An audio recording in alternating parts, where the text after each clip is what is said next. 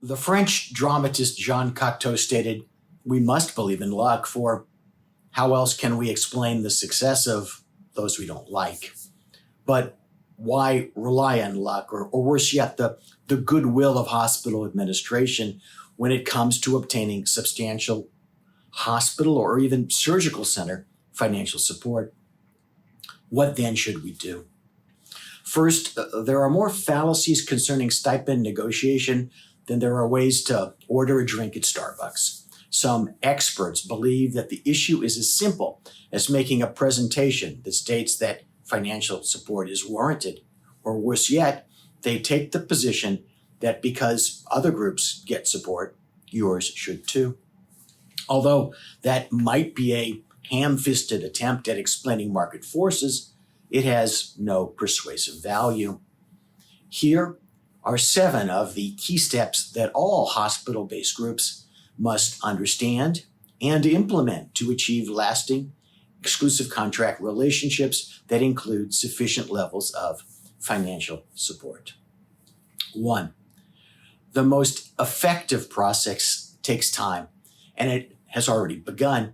Every interaction between your group and the hospital and its related parties, for example, nurses and surgeons and administrative staff, have an impact on your relationship with the hospital and on the outcome of contract negotiations. In other words, negotiation is not simply a back and forth, face-to-face discussion between your representatives and the facility's administration.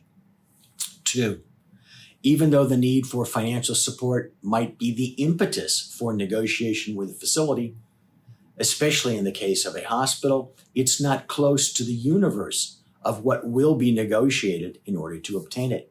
That's because financial support from any facility is an integral part of the multiple elements of an exclusive contract and can't be separated from them. 3, although the negotiation process takes time, it does not involve a timeline. Progress in positioning the group and conducting the negotiation isn't linear. It involves an ongoing series of interrelated strategies and tactics. Instead of the image of a timeline, picture an atom. Each of the electrons revolves independently, but they all revolve around the nucleus. 4, frame the issues. Not only is telling the better story essential, but choosing the theme of the story is required. 5, a fair market value analysis is not the negotiation of stipend support.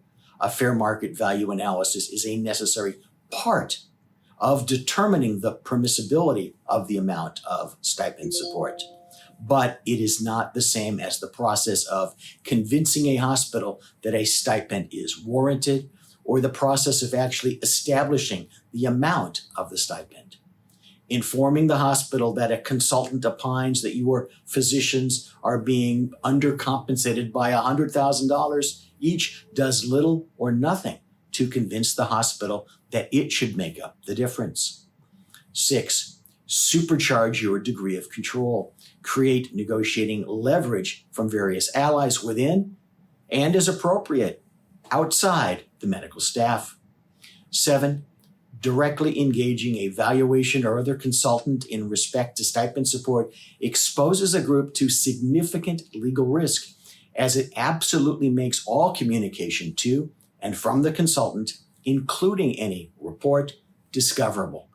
It increases the odds that the consultant will become an unwitting witness or even a motivated whistleblower against you.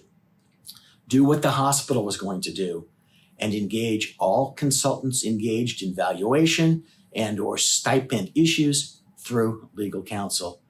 Protect yourself.